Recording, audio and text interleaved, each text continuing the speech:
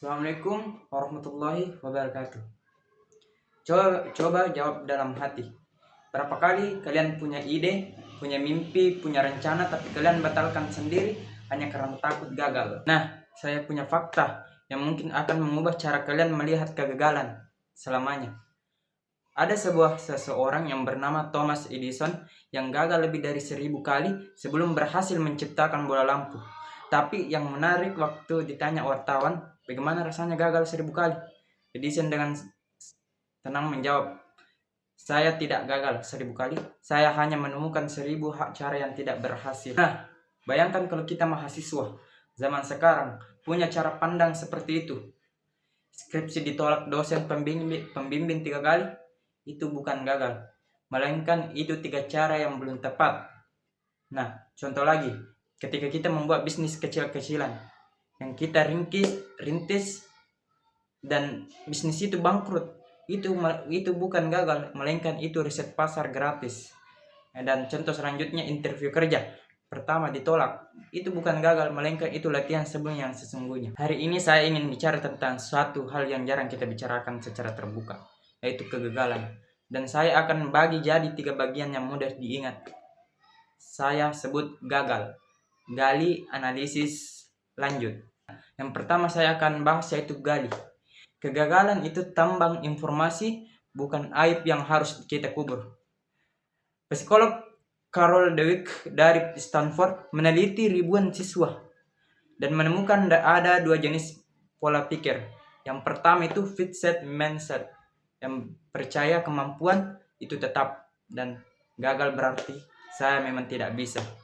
Dan ada mindset kedua, yaitu growth mindset, yang percaya kemampuan bisa berkembang dan gagal berarti saya belum bisa hari ini.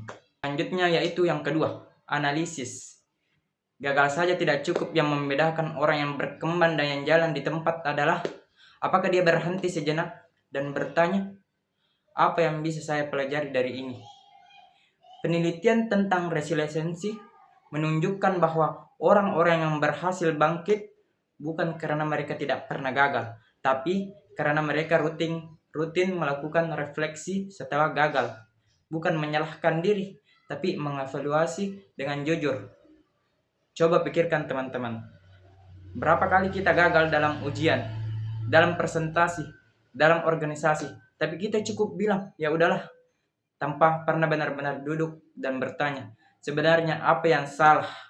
Nah, yang terakhir yaitu ketiga. Ini yang paling penting, yaitu lanjut. Keberanian untuk mencoba lagi. Riset Angela Duckworth tentang grit menemukan bahwa yang menentukan kesuksesan jangka panjang bukan bakat, bukan juga IQ, tapi ketekunan, kemampuan bertahan menghadapi kesulitan dan tetap melangkah maju. Dan kalau kita bicara soal ketekunan, dalam Al-Quran surah Al-Insyirah ayat 5 dan 6, Allah mengingatkan kita bahwa sesungguhnya setelah kesulitan itu ada kemudahan. Diulang 2 kali dalam ayat yang berdekatan, seolah-olah Allah ingin memastikan kita benar-benar percaya kesulitan hari ini bukan akhir cerita.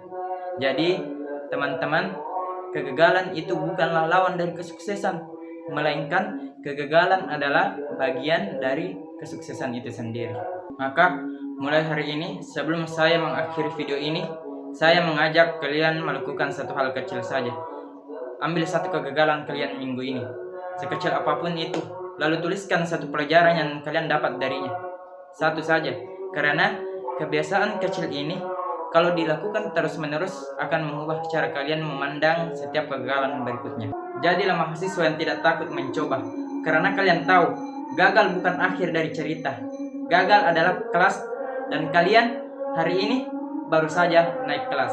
Sekian dari saya. Wassalamualaikum warahmatullahi wabarakatuh.